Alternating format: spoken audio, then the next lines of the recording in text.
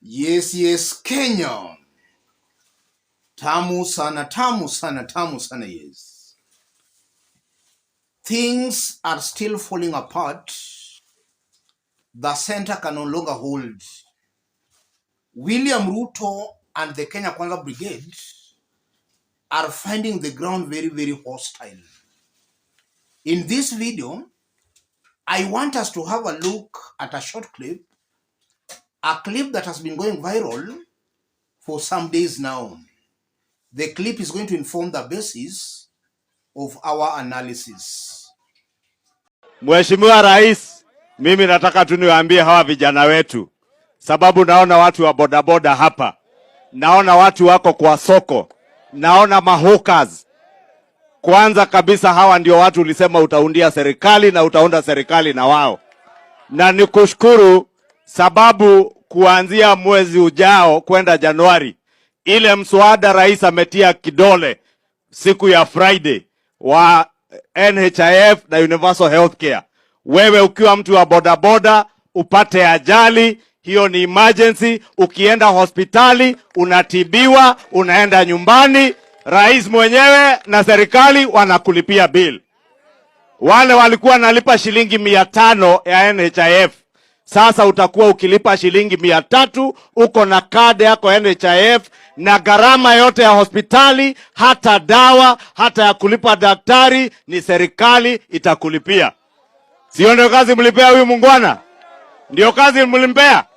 Achape job, achape kazi, na asisikize kelele ya wale. Asante, Mungu awabariki. Yes. What does that mean, ladies and gentlemen? Let me start by saying this.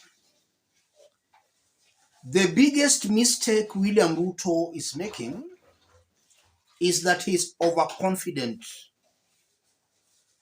He assumes that the ground is still with him. And looking at William Ruto and his team, he thinks that already has locked the mountain vote and the Kalenjin vote. So even if Kenyans are really complaining, crying out for help, William Ruto is not listening, because in his thinking, he thinks the ground is still with him. And that's a very big blunder Ruto is making. Ruto will realize when it's very late that the ground left him long time ago. This is not the first time we are seeing the ground very cold to William Ruto. In fact, in several parts of the country, we have even been seeing William Ruto being heckled the way he was heckled in Mombasa.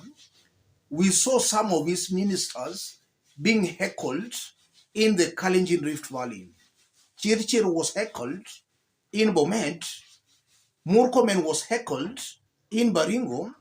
And about 2 days now, we saw Kapenguri, a member of parliament, Samuel Moroto, abandoning William Ruto and apologizing for having voted for William Samoei Ruto.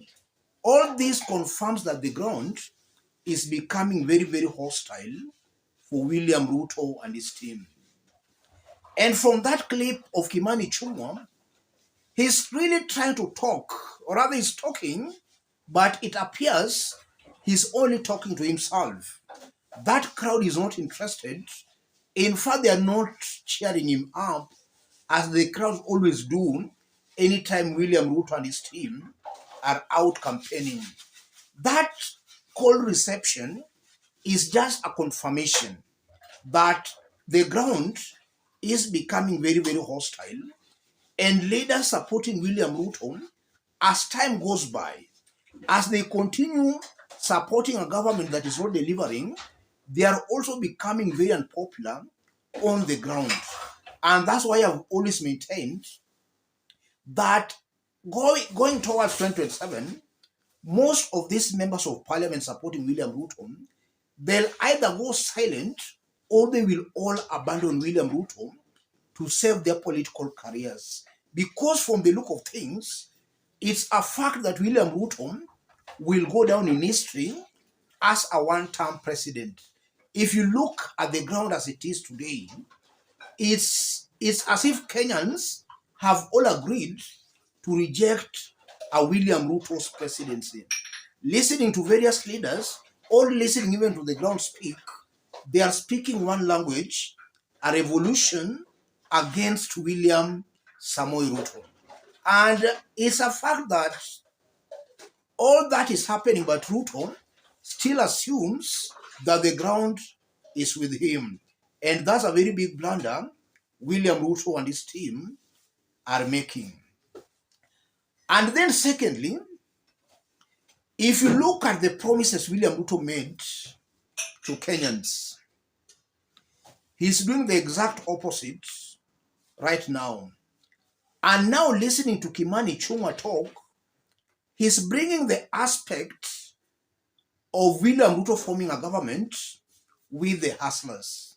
By Kimani Ichung'wa bringing that kind of a debate, I'm seeing that as a madarao. He is taking the people as fools. Ruto never formed that government with the people.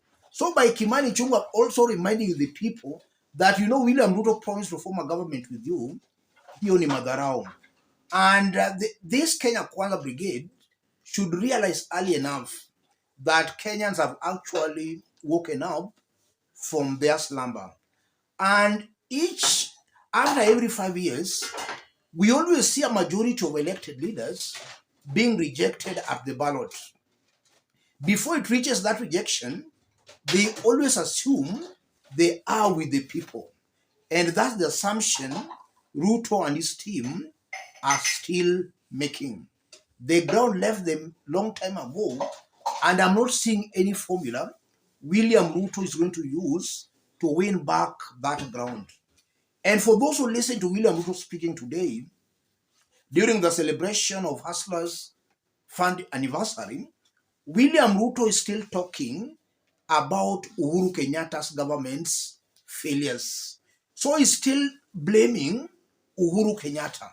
While we all know that Ruto was part of that government as from 2013 to 2022, when he was sworn in as the president.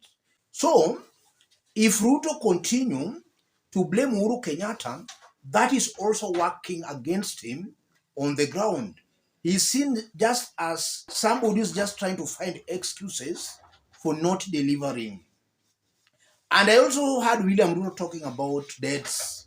And in our early analysis, we dwelt more on that. He's still talking about debts that, the previous government took so many loans and debts, borrowed a lot.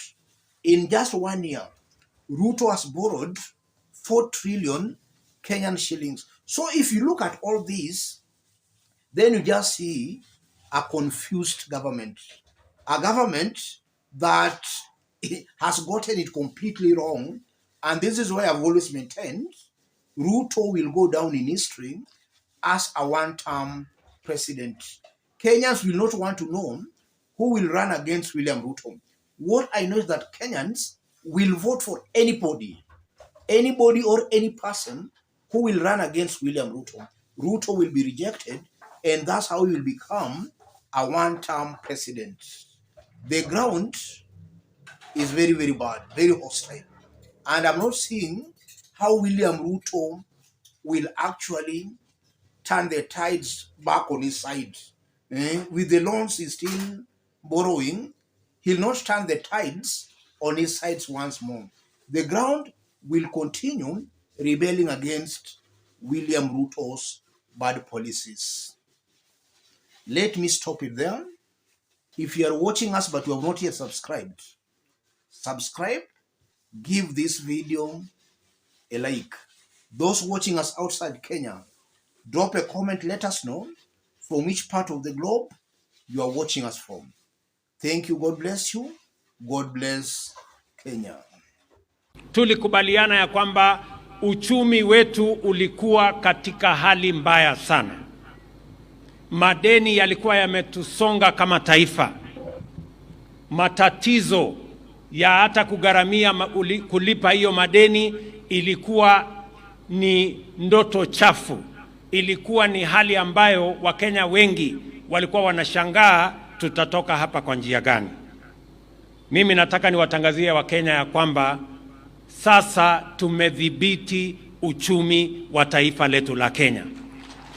Mimi nataka niwatangazie Wakenya ya kwamba tumedhibiti uchumi wetu na sasa tuko tayari kama taifa kuhakikisha ya kwamba madeni yetu yote, ahadi zetu zote kama Kenya tutayatimiza na tutahakikisha ya kwamba tumelipa madeni yetu.